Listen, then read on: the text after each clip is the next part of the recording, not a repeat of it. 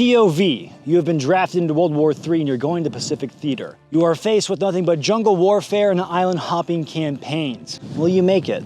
Probably not. But in this video, we're gonna try and give you a little bit of a chance to survive because we're talking about jungle warfare. And I know you're typing in the comments right now, hey dumbass, you're in the desert. I'm aware. Sadly, Arizona doesn't have that many jungles, actually at all, unless I use like a green screen. So bear with me. As today we talk about some lessons from the jungle warfare.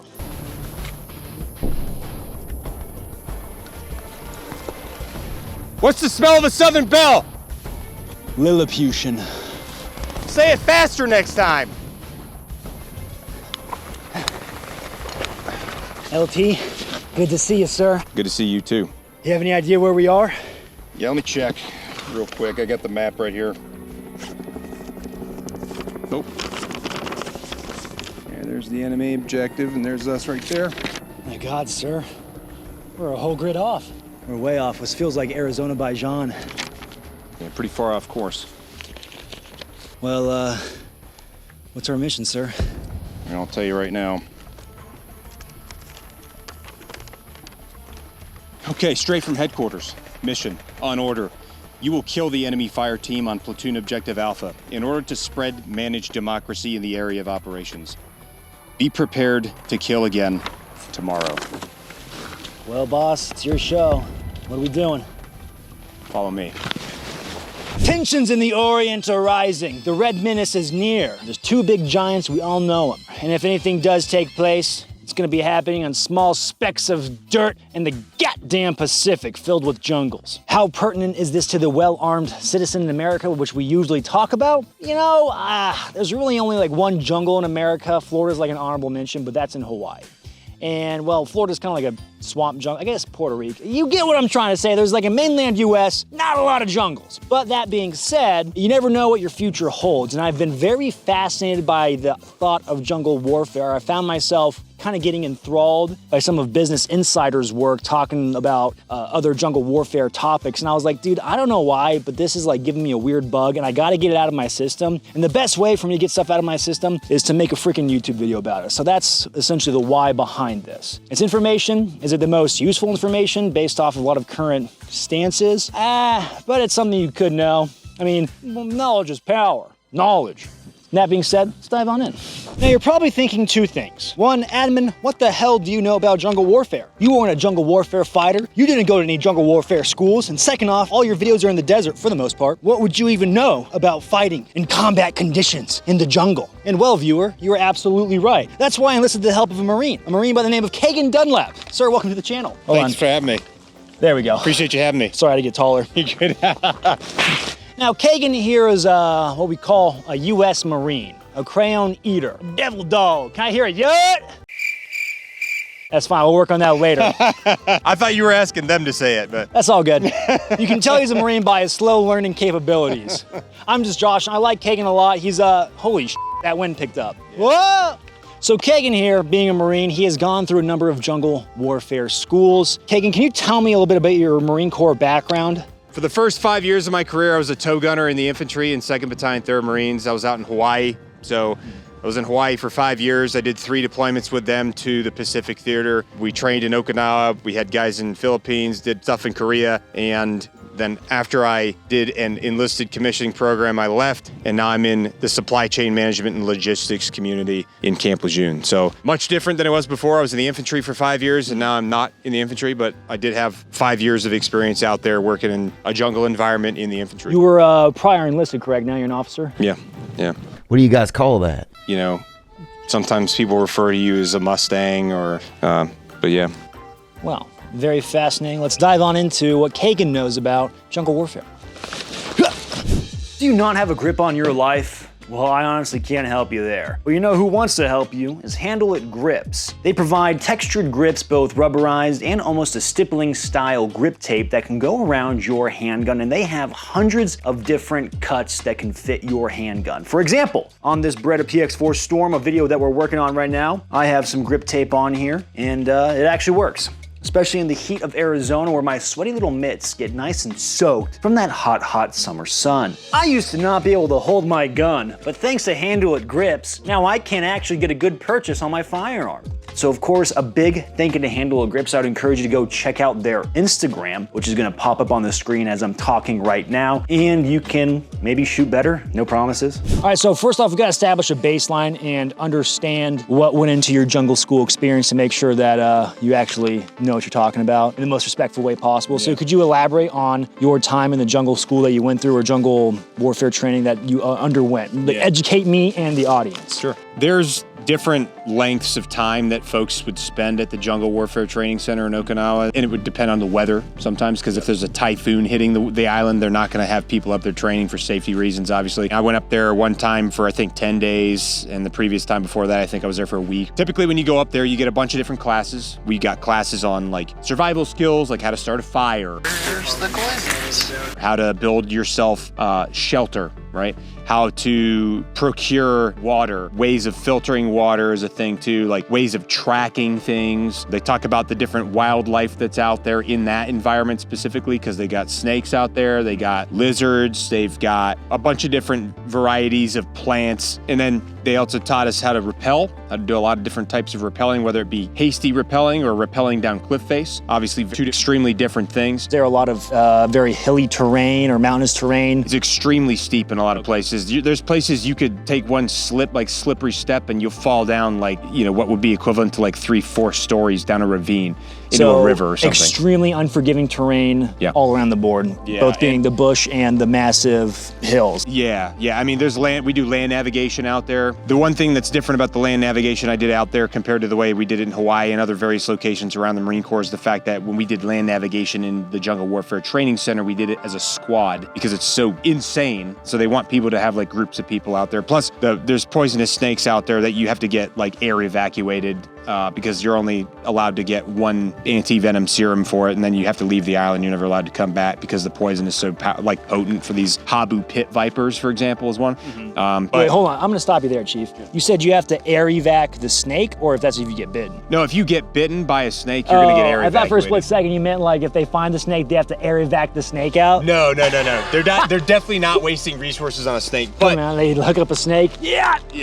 No, they're definitely not doing that. But you'll get brought from that spot to the hospital. You get the anti-venom, and then they'll probably remove you from the island. I can't believe I thought that the U.S. military actually was air evacuating snakes when they found them. No. Hey, do me a solid. Go ahead and unsubscribe right now. We practice different things like patrol-based operations, which is extremely important for that type of environment because it gives you, as a squad or platoon, the opportunity to learn how to kind of operate in the jungle with a squad or platoon. Obviously, the distance that you can see people is limited based on how thick the foliage is. The way that you're going to patrol through a jungle is going to be completely different from the way you would patrol through an open environment like out there in flat desert or in like the GWAT when we were going through large open areas or things like that. Went out there and found out a guy was trying to lay an IED for us and blew his arms off. Right. You don't really have a lot of space to do a lot of dispersion, so that would be an issue because obviously, for example, like your average fragmentation grenade, 5 meters is like a kill radius, 15 meters is a casualty radius. It's very similar to a lot of grenades around the world, so that's something to consider as well. And then everybody's bunched up, right? So that's just like something, to keep in your mind. The weather there is very unforgiving as well. It's extremely hot, extremely humid. You lose water extremely fast, and you're losing water at all times of day, whether you're walking or sleeping. Because if you're sleeping, you're still sweating profusely because it's so hot and humid out there. What was the average temperature when you were there? I would say that it was like, 80s, 90s, but the humidity is like 100%. It's like obnoxious. You walk outside of a building that's air conditioned and your glasses will immediately fog up. It's like that all the time in the summertime at least. We do things like this endurance course out there where you practice a multitude of it's kind of like a combination of everything. You'll do hasty rappelling, you maneuver through rivers, culverts, do various types of obstacles, a lot of different types of challenging tasks. You carry a stretcher through thick mud with one of your friends on it, different things of that nature to just kind of test your platoon's ability to overcome adversity. But the human factors is definitely one of the hardest parts about the jungle. Just existing in the jungle and operating there. Obviously, you burn a lot of calories because you're going up and down extremely steep terrain. You lose water very quickly, right? Yeah. So like the type of gear you're gonna wanna wear in a jungle environment may vary a lot compared to a dry environment like the desert of Middle East or Europe or wherever you may be. Do you like looking dripped out to the gills in milsurp and clothing and other things and utensils and booby trap guides? Well, Americana Pipe Dream Apparel has you covered. Fantastic young Zoomers getting after it in the milsurp space and arena. Wow, I saw these guys in their milsurp collection. I said, neat. They have some very cool stuff on the website. Night vision, knives, clothing, and manuals, of course. You guys know the drill. I love Americana Pipe Dream Apparel, and they want to love you and getting you some sick milsurp gear. So go and check them out. What would be the length of time you'd typically be out away from any sort of resources? Like if on patrol or out at patrol base, what would that sort of length be like? It's always situation dictates for that kind of thing. I know that's a very stereotypical answer, but it is the truth. One of the things we did is we went and did patrol base operations for a couple of days, so 2 days out there, right? For those of you that don't know what a patrol base is, it's just literally a piece of terrain that is unlikely for you to be found in, because when you're picking a patrol base, you need to pick a place that the enemy's not going to find you, because it's either horribly uncomfortable to get to and like completely impossible to see from any main trails or any paths, and just extremely hard to get to. And obviously you want to find a place that's well camouflaged and concealed, so that way you're not compromising your position or having your position compromised. So I was going to ask, how much water for something like that would you bring with you for just say 2 days? So 2 days, like if you're bringing a conservative amount, like very conservative, you bring a couple of liters and you're going to go through all of it. You might go through all that in 1 day. It depends on the size of the person, but really you lose water so quickly out there doing anything. Like especially if you're going on patrol and you're moving around a lot, you're going to be losing water faster than everybody that's just pulling security in the patrol base. So depending on your size and your muscle mass and all that stuff, you may need more. Yeah. I think for me personally, when we went out, I had 2 full canteens and I had a full 2-liter Camelback, right? Yeah. And I went through all of that like in 2 days, completely dry. We did have water resupplies along the way that I was able to refill much quicker than you would if you were like off in an austere environment where you didn't necessarily have the supply chain logistics set up to resupply your water. Well, you may have to find ways to purify your local water, which is why a lot of the things that they're getting into nowadays is they're kind of developing ways to have filtration systems for water for like squads, like a squad water filtration system that they bring with them, and that they can use like the local rivers or water reservoirs to filter water through. Now, like that. One thing I'm guessing when it comes down to the island, it's like a modern day island hopping campaign and how that would look compared to say World War II. In World War II, there's a lot of times where like the Navy would just, this is not a good spot for us to be, we have to piss off, and then a bunch of Marines are stuck on an island, now they have to fend for themselves. It's happened there. In theory, that could also happen in modern times, right? To be fair, the United States Navy seems pretty powerful. I don't know who else. Anyway, if that were to happen, were they preaching a lot of self-sustainment in that sense? Of hey, big boy rules are gonna apply here, like your logistics are gonna be very who knows? Yeah, I think one of the big pushes they're doing right now is teaching people not only to have a significant level of maturity, because the plan is to have smaller contingencies of varying sizes operating in austere environments separate from their entire unit, right? Because maybe you have a platoon on this island, or maybe you have a couple of platoons on this island rather than an entire company, or rather than an entire battalion. Smaller footprints. What that means is because you're going to be kind of like off and separate from the rest of your main unit and your main element and your HQ, you're going to be responsible for taking care of your own people and self-sustaining, especially if there's no way for logistics supply chains to resupply you with stuff, which is why the water filtration systems, learning to forage off of food on the land, like if there happen to be wild animals, figure out what you can kill and eat and feed your platoon with if you don't have enough MREs. Sure. Finding ways to integrate rest cycles while maintaining security, while also just being able to live off of the land and being more expeditionary. I think that's the main point I'm trying to get to, is this thing called Expeditionary Advanced Naval Base Operations, EABO is a big thing that they're talking about. And the expeditionary nature of the Marine Corps is like one of the big selling points for the Marine Corps, because we can go off to any environment, operate there, be completely disaggregated from other people. This is not a recruitment video for the Marine Corps. The Marine Corps is not paying me. If you want to pay me, let me know. I'll take your money. Here's the thing. I like to share information with people. I like people to like know what's going on, and I think that information is important. This is all stuff that's like Googleable. Obviously, it's like... We don't want Kagan going to Leavenworth. He can't spill state secrets ATM. No. At the moment. I can't have a positive impact on people from inside of a cell necessarily, so... No, absolutely not. A big part of this I'm very curious about is how hard is it to move a massive amount of troops through a jungle environment like that? Okay, so in the desert of CENTCOM, for example, you had big trucks. You could bring tanks out there, right? They're driving vehicles all over the place, doing big convoys.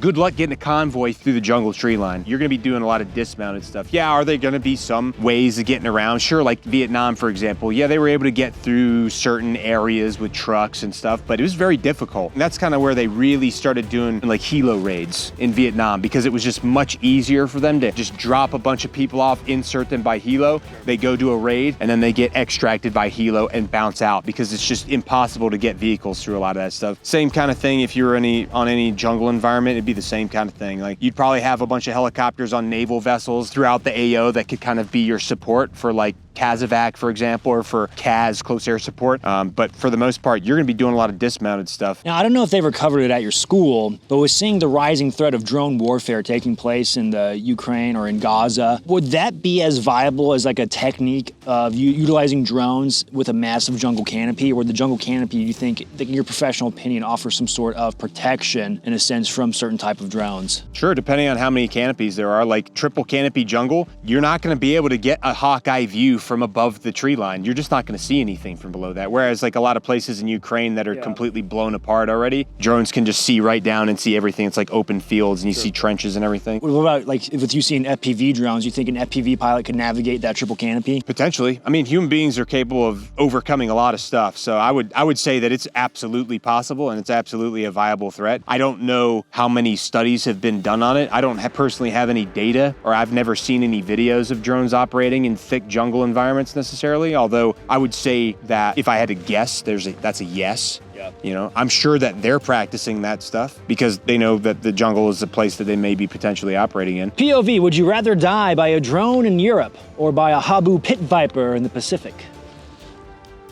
Let me know in the comment section down below, I guess. Which way, Western man? Which battlefield do you choose in World War III? One thing about the drone warfare is that is terrifying. I mean, I have a lot of friends that were in various regions that have encountered that, doing whatever they're doing, and they said it is quite a terrifying experience, having something that is a cold, heartless piece of steel that could be chasing you down, possibly blow you up. Years of academy training wasted. Years of academy training wasted. By some nerd with an FPV drone. Yeah. That's who I need to make friends with during the apocalypse. 3 printer guys and FPV drone pilots. Hey, if you're one of those guys, I'm building an army. Please hit me up. For federal reasons, this is kind of a joke.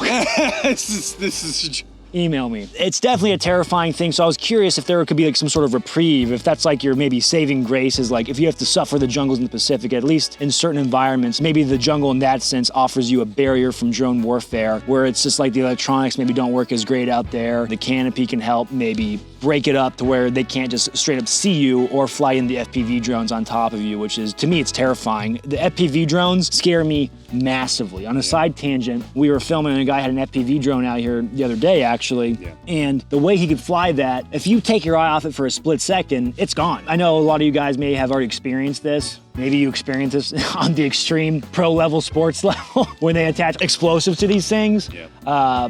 But that's terrifying. So if I was having to pick my poison of like, hey dude, you want to go to Europe or do you want to go to a jungle? It's like maybe there won't be as many drones there, so that could be nice. Now, of course, I don't think we have the time or the really realistic example to go over a lot of the survival skills that go into the jungle, and I think there's already other videos on that. One thing I was curious about from the militaristic standpoint is that what would the Marine kit kind of look like as opposed to being in the desert for the global war on terror? You know, a lot of Marines kitted up in their armor, a lot of kit. You know, they can rely and lean on maybe mobility of vehicles, like you were saying that the jungle doesn't offer that. Would that kit look different if they were dropped off in a jungle? There's a good degree of discretion that's provided to commanders to allow their guys to wear things that allow them to operate in a more effective way. And that's a good thing too, because it empowers them to empower their men or their troops to operate in a way that is more efficient, more effective on that area. So for example, like you're saying in the global war on terror, everybody's wearing flak,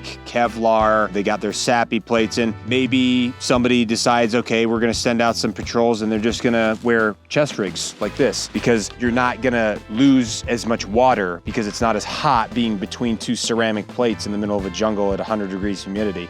So that's an option too. Maybe you wear boonie covers instead of a Kevlar. Maybe you're patrolling a little bit slower because you have a much smaller, more narrow field of view because there's so much more foliage. You know, maybe you creep differently and you maybe walk differently. There's different types of boots for different types of environments. Maybe they would, you know, issue out a different set of boots that are specifically for that jungle that dry out faster when they get soaked. There's all kinds of other gear that's being developed and in development and has been developed that kind of enable people to accomplish whatever given mission they have for that type of environment that's more effective. So, and that's why I think it's so important that commanders are able to be empowered with the option to allow their Marines and sailors to set up their kit or whatever they're going to be operating in a way that works best for them, you know. And I think a lot of people are on board with that, because ultimately, then if they are able to operate more effectively and their gear enables them to operate more effectively, they're going to be able to achieve the mission in a more effective manner. You know, I know I say effectively a whole lot just then, but yeah. Buzzword counter. Now, one thing we just did on the channel is I had the big old tangent video where I was talking about, do civilians need body armor? Ultimately, I'm a big proponent of having anything you can. Now, in this military sense where you're in a jungle and it's super hot, extremely 100% humidity, the idea of wearing plates out there does not sound very cash money. No. And I had the assumption in my mind, maybe a lot of the guys would revert back to almost, you know, whether it's chest rigs or belt webbing or both, you know, how I'm kind of wearing,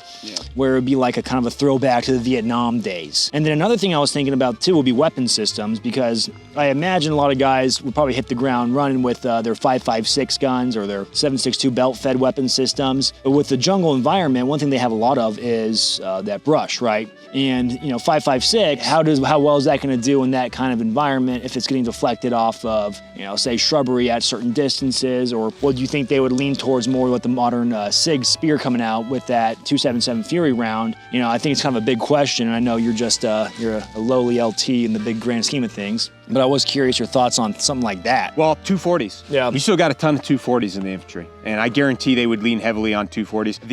The M27 infantry automatic rifle by HK is a good weapon as well. Yeah, they would have, most of the infantry's issued those. Most of them are suppressed at this point. I think they would absolutely be carrying 240s for sure. I don't know if they would want to carry Mark 19s or 50 cals, but they could for sure do that if the mission dictated that they needed that stuff. Ooh.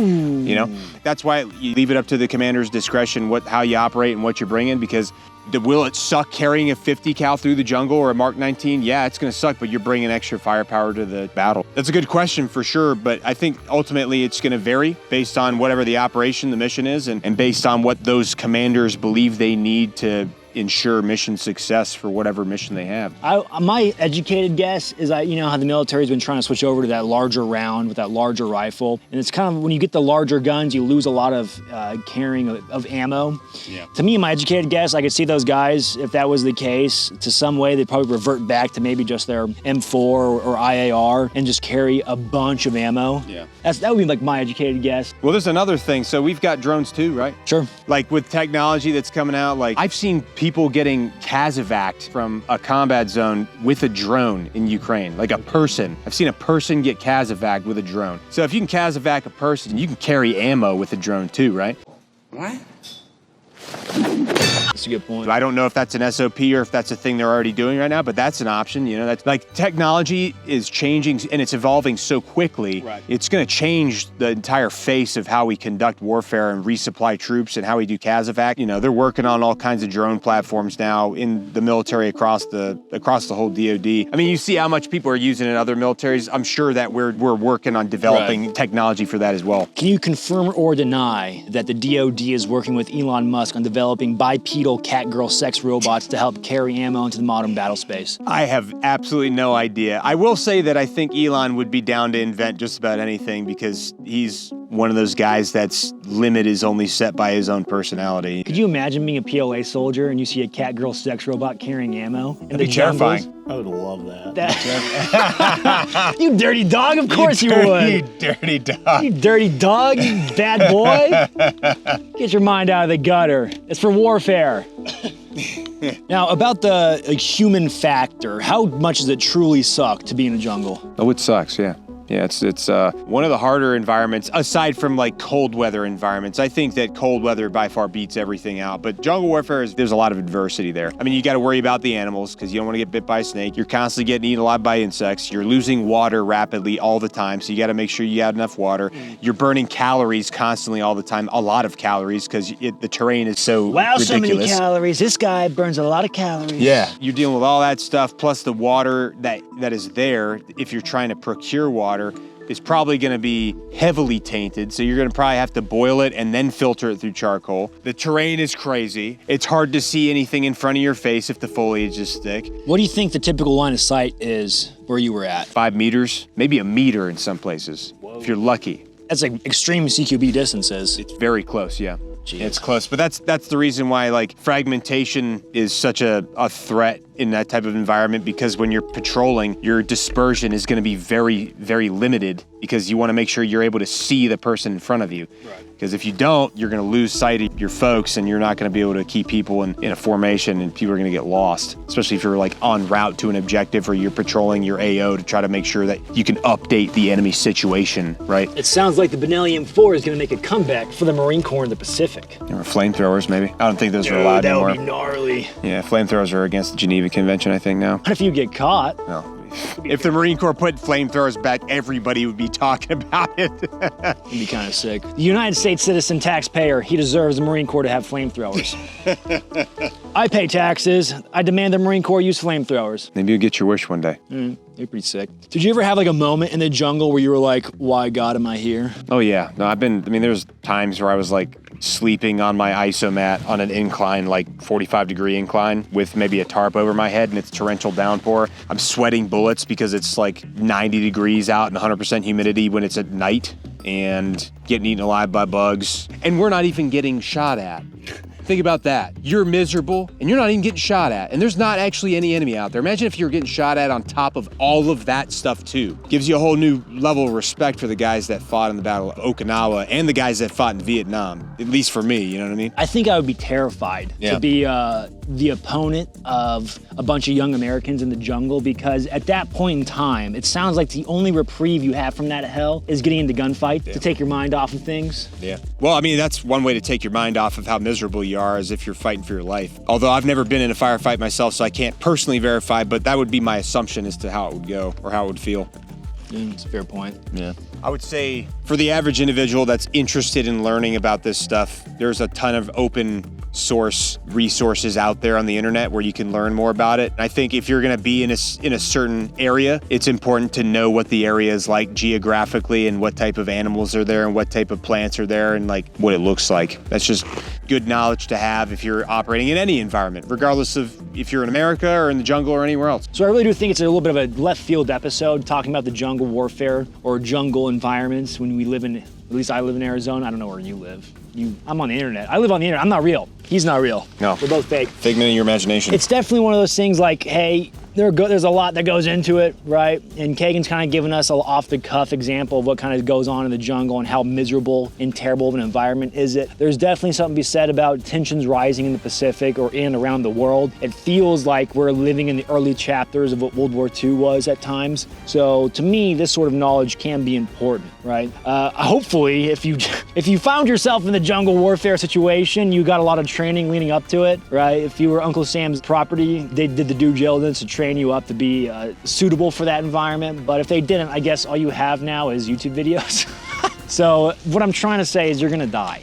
It's not gonna go well for you. Gentlemen, this was a quick little chat, I guess, about jungle warfare with a Marine who loves crayons and yelling devil dog. He just wouldn't stop off camera. We had to cut out so much of him yelling chesty puller, devil dog, yut yut. Ton Tavern, Dan Daly, Smedley Butler. All right, tone it down, okay? Yeah, all those guys. All right, this is getting out of hand. Yeah, Ofa Mae Johnson. All right, I get it, dude. Yeah. Okay, Johnny B. Johnny Basilone, yeah. Well, gentlemen, this was a quick little video about jungle warfare. Thanks for stopping by. If you want to find this guy talking about other things on the internet, where can you find him? Kagan.Dunlap on pretty much everything. Oh, all right. We'll put his links in the description down below. There you go. All right, let's get out of here. All right. Godspeed. Yep.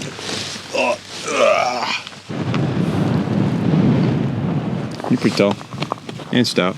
Been eating your meat. Trying to.